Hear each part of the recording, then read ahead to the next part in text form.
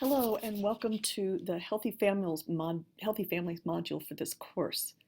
This narrated presentation is split into two parts, and this is part one that deals with family theories. The second part looks at family assessment.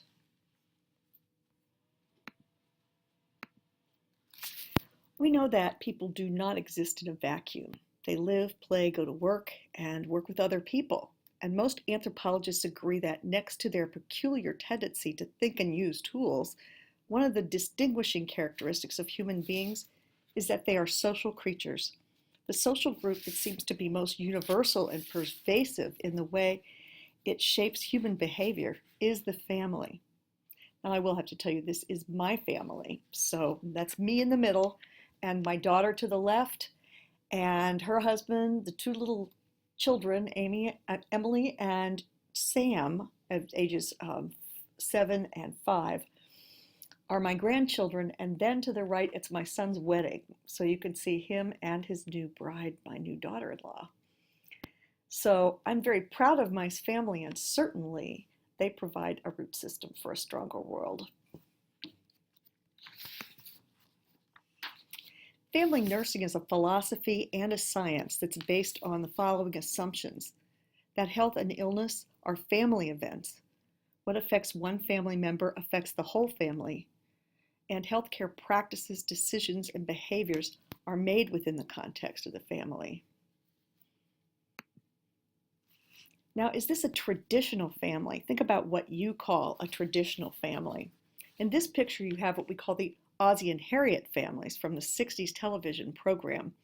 And it's characterized as those where the father works full-time year-round, the mother is not in the paid labor force, and all the children were born after the parents' only marriage.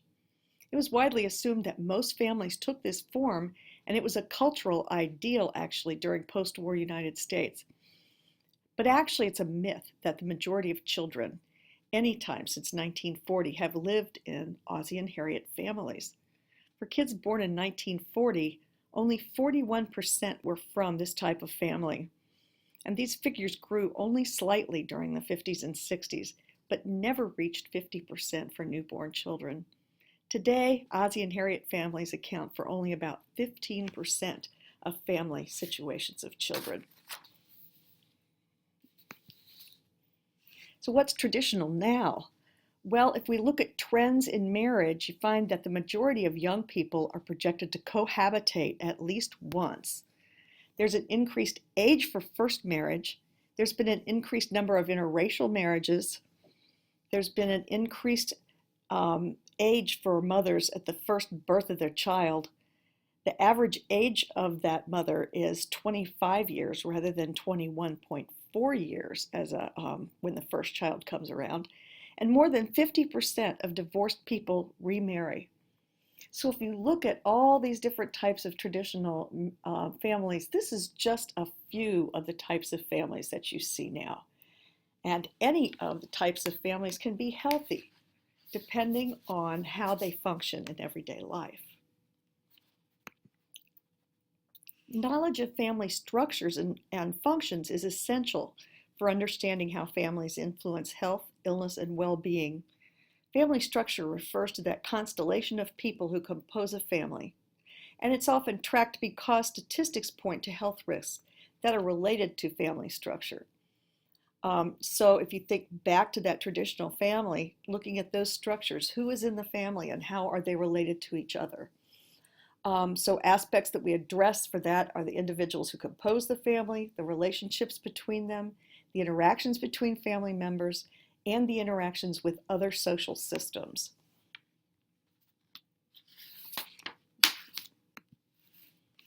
Family functions are the ways in which families meet the needs of each family member, the family as a whole, and their relationship to society, such as economic, reproductive, socialization functions, affective function, and healthcare function.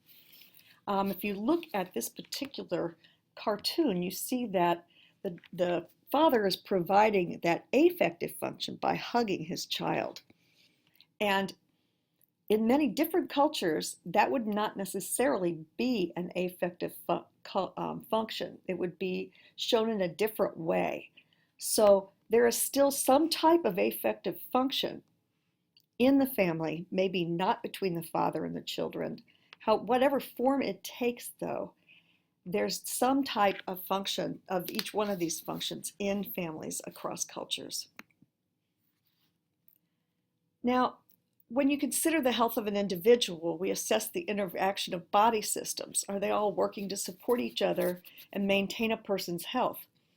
When we listen to someone's lungs, do we hear adventitious sounds that confirm the lab results and other symptoms that the heart is failing?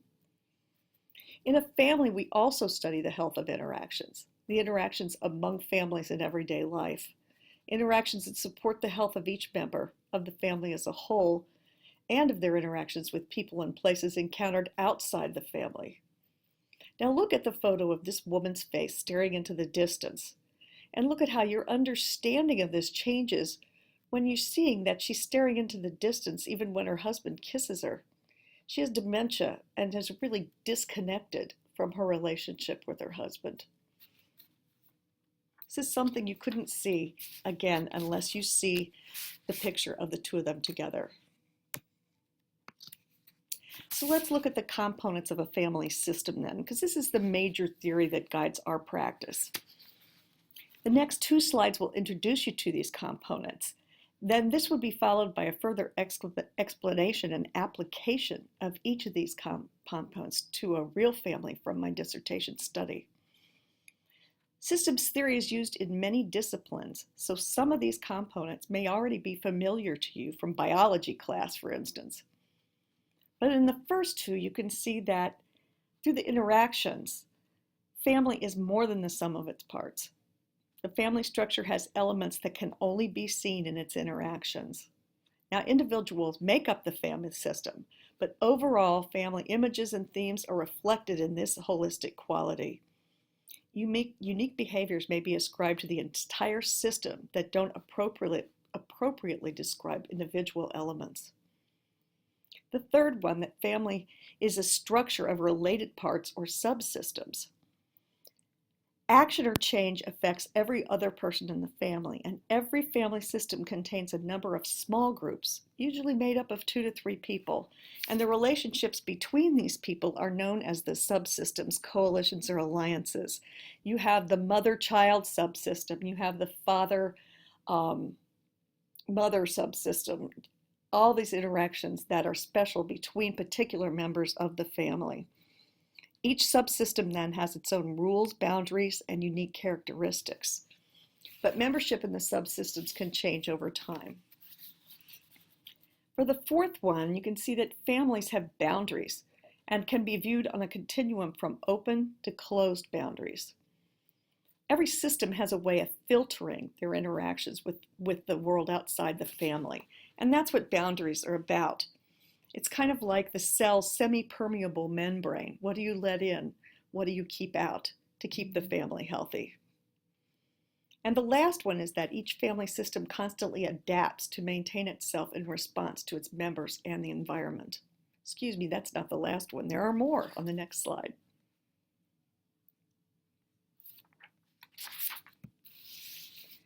Family rules and roles are relationships and agreements that prescribe and limit a family member's behavior over time. They're often informal or not written down, and they give power and they induce guilt.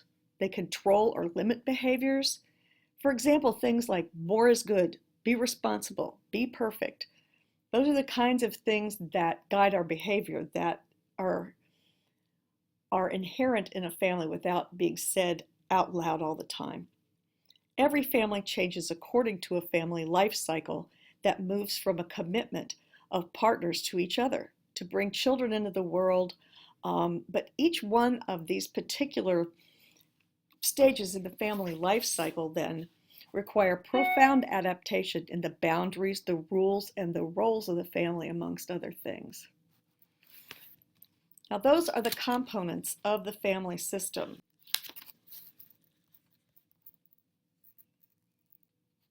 Now I'm just going to briefly tell you about a complex blended family that I had in my dissertation study.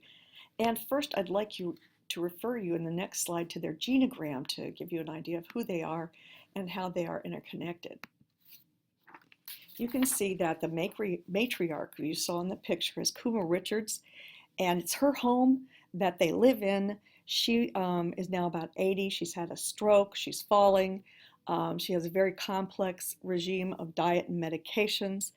And Sharon and Stanley and Sharon's children have all moved in with her to take care of her. Plus, they needed a home to live in. You can see that Sharon's had 3 partners and that Stanley is her current partner in marriage, but that for partner 1, Brittany, is from that particular union. And then Rachel and Kayla are from the union with her second partner. They live in a 1-bedroom home, a 3-bedroom home with 1 bath, very small living room and dining room and kitchen. Now to go back to them, let's talk about that. Then they define themselves as the family task force. So let me read just a little bit about that. Their quote is, "We each have to take our turn, so whoever's taking her," meaning Kuma, "to the restroom, the others yank the sheets, scrub the bed, clean up the bedroom, wash the commode, then she gets into whatever we've put back, you know. I think she kind of likes that. I remember this last time she was smelling a bit and we couldn't get her back in quick enough. So everybody, when she come out of the bathroom, everybody got together and cleaned the room, pulled the sheets, mopped, sprayed, Febreze, Lysoled, and Stanley says, I like that. I think the kids feel they're a part too when they jump in there, you know. That shows you how you can look at this family and you can't see the family task force unless you look at them all together.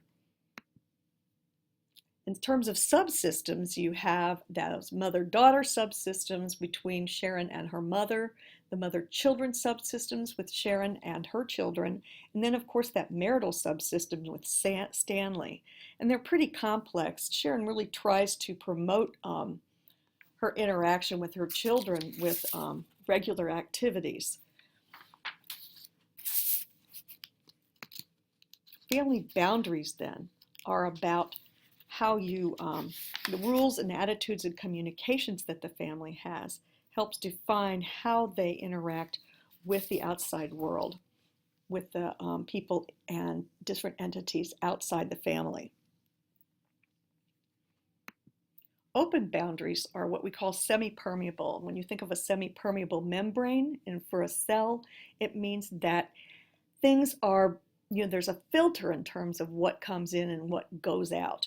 And depending on the nature of that filter, it's a healthy exchange or not. So open boundaries, there's this extensive exchange with the outside world. People welcome ideas and information, seek out resources, have creative solutions to changing needs. And this is part of what you see in families, but most families also have closed boundaries in some way. And with closed boundaries, you have that extensive social control. If you think about a family where there's domestic violence, you know that there's a control over from the perpetrator of what the other members of the family can say, what they can do, how much money they have, lots of other things, and they're very rigid about that.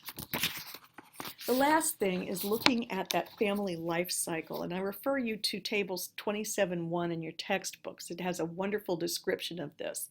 But basically, the whole idea is that each family is challenged when they go through different phases of this life cycle, like when marriage and having children and launching children and all of those different major changes which require you to renegotiate all those rules and roles in your family.